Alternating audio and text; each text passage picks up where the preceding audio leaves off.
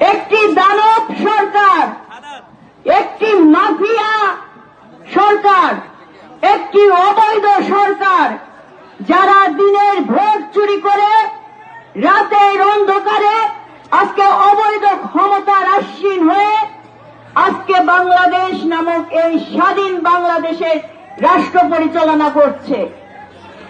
এই সরকারের প্রধানমন্ত্রী, যিনি তার একক আঙুলের ইশারায় আজকে বাংলাদেশ নামক একটি স্বাধীন বাংলাদেশকে আজকে সন্ত্রাসী বাংলাদেশে পরিণত করেছে, মাফিয়া বাংলাদেশে পরিণত করেছে।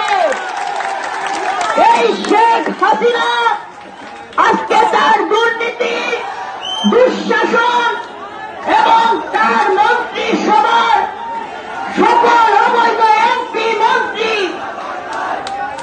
সাবেক বর্তমান মেয়র, এই সকল এমপি মন্ত্রীরা কি ভাই অবৈধ এমপি মন্ত্রী না? একটি জনগণের ভোটে নির্বাচিত সরকার। একটি অবৈধ সরকার দিয়ে কখনো সুষ্ঠুভাবে রাষ্ট্র পরিচালনা করা যায় না।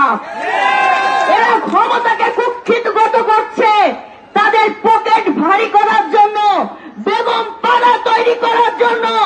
উন্নয়নের নামে শেখ হাসিনার উন্নয়ন হচ্ছে, জনগণের কোন উন্নয়ন হচ্ছে না। আজকে দ্রব্যমূল্যের ঊর্ধ্বগতি, আজকে ব্যাংক শূন্য হয়ে যাচ্ছে, আজকে গ্যাসের দাম বৃদ্ধি পাচ্ছে, জনগণের দুর্ভোগ নেমে আসছে। শেখ হাসিনা মহাসমরায় তিনি রাষ্ট্র পরিচালনা করছেন, আমাদেরকে বুঝায়। আজকে বিএনপি জনগণের দাবি নিয়ে রাজপথের আন্দোলনে আছে। এই আন্দোলনে আমাদের 17টি তাজা প্রাণ রাজপথে ঝরে পড়েছে। বিএনপির কর্মসূচি জনগণের পক্ষে, বাংলাদেশের স্বাধীনতা সার্বভৌমত্ব রক্ষার পক্ষে, বাংলাদেশের গণতন্ত্র পুনরুদ্ধারের পক্ষে। আর শেখ হাসিনা কর্মসূচি কি দিয়েছে? শান্তির সমাবেশ।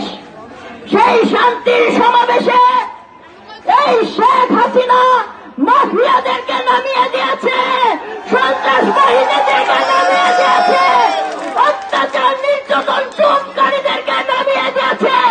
আজকে গুম হচ্ছে, খুন হচ্ছে, বিচার পাচ্ছি না।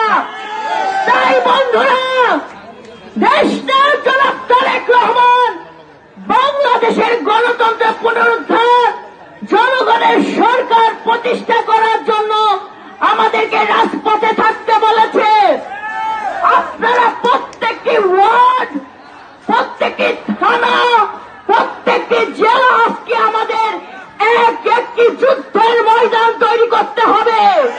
এই স্বৈরাচারের বিরুদ্ধে যুদ্ধের ময়দান তৈরি করতে হবে। শেখ হাসিনা মাফিয়ার বিরুদ্ধে যুদ্ধের ময়দান তৈরি করতে হবে। জনগণের সরকার প্রতিষ্ঠা করতে হবে। তার জন্য শেখ হাসিনার অধীনে কোন নির্বাচন হবে না। আমাদের 10 দফার প্রথম দাবি, এই অবৈধ সরকারের পদত্যাগ, নির্দলীয় নিরপেক্ষ সরকারের অধীনে নির্বাচন।